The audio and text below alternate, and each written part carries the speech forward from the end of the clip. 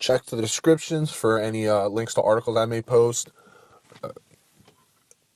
Think for yourself on the issue. But I was interested with I saw some clickbaity articles, and I noticed you could just call it spin. I mean, that's a strictly like political word, or more commonly used in politics is spin.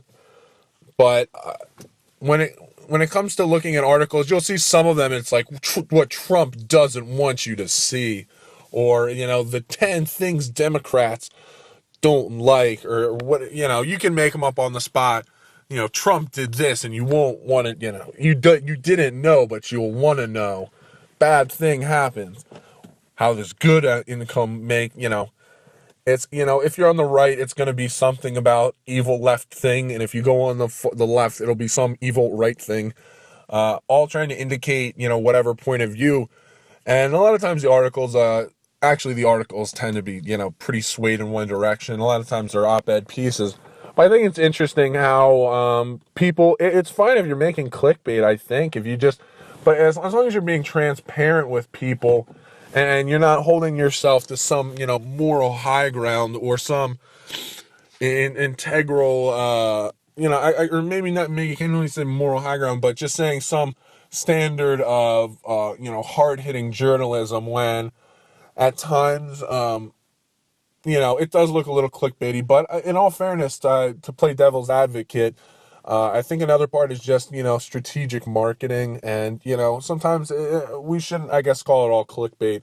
It should just be called a catchy title.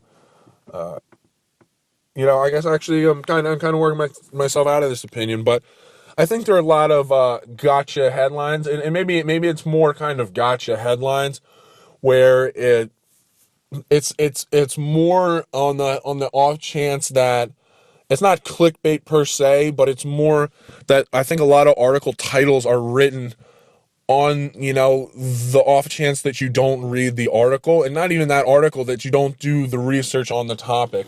Because I think a lot of people just see one article and then they kind of take an authority bias and just see that it's published, so it must be a genuine source. If it's a big name, well-known name, it must be quality, it must be true.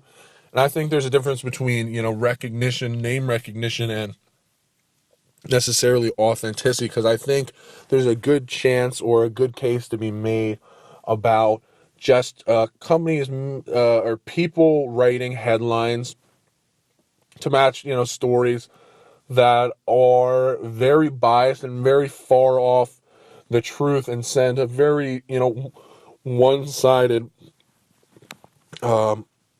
perspective on articles. And maybe again, plays devil's advocate, maybe that's not the job of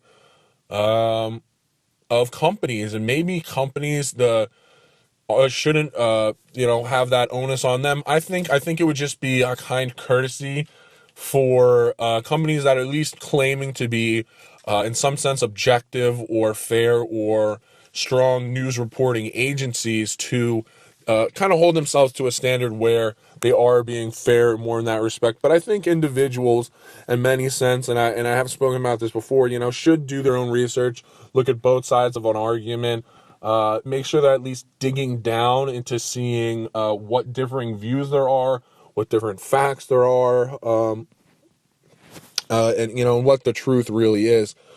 But journalism has really changed into going more online, and it used to, it's a different business model, whereas you were more buying with a newspaper, you were buying the whole paper.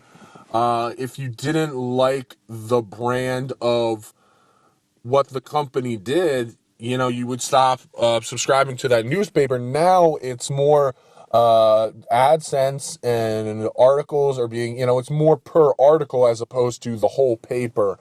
So things can get broken up. So it's pay per eyeball. So if you get more kind of eyeballs and clicks and impressions on your article just because you had a crazy title, or you're leading kind of somebody's mental thought in a one-sided direction, that's going to be more beneficial to people. So it's, how are we going to address this issue moving forward is something that needs to be brought up in the conversation.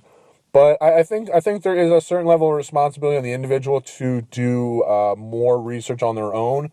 But I think there is something to be said about whether, companies really should be being a little bit more transparent with, I guess, the biases that they have, and kind of more owning up to, ways that they lean. And I know everyone's trying to be objective and claim objectivity, but I think in many senses, especially in larger organizations, is very difficult.